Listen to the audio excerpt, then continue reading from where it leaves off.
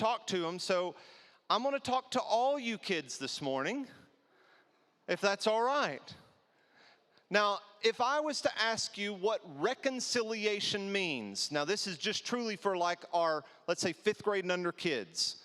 How many of our 5th grade and under kids would know what the word reconciliation means? Anybody?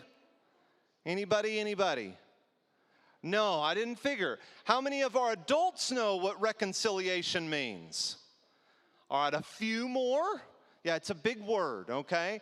Sometimes we use big words, and so we want to explain what that means in a little bit easier fashion to understand. Now, I'm sure some of you at some point, because it's the Christmas season, have watched A Christmas Carol, right?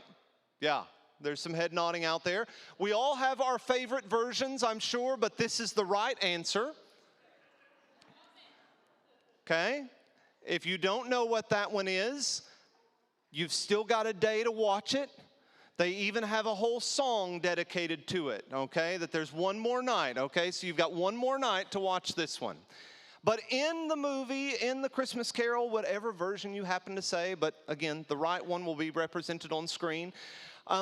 You have a man who has been separated from his physical family. He no longer meets with his brother. He doesn't care about, or his nephew. He no longer cares about that part of the family because that's just all a bunch of bah humbug. He doesn't want to meet with them. He's kind of separated from even his own humanity. He doesn't care about anyone around him. I mean, we've all seen how he treats them. He doesn't even have a spare crumb of cheese for the mice to eat on, for the Mises. And so he's been separated from all of these different things, and really there's no chance of him coming back on his own at this point, all right? Even when the first person shows up to talk to him, he's got no time for that. He doesn't believe it. He writes it all off in a million different ways. But he's told by this friend, this business partner, I'm going to send some people to help you. So he has to have somebody else to help bring him back to his family, to his friends, to his humanity. And I could go through the whole story, but I'm sure many of us know it. And again, if you don't, go watch it. You've got one more night.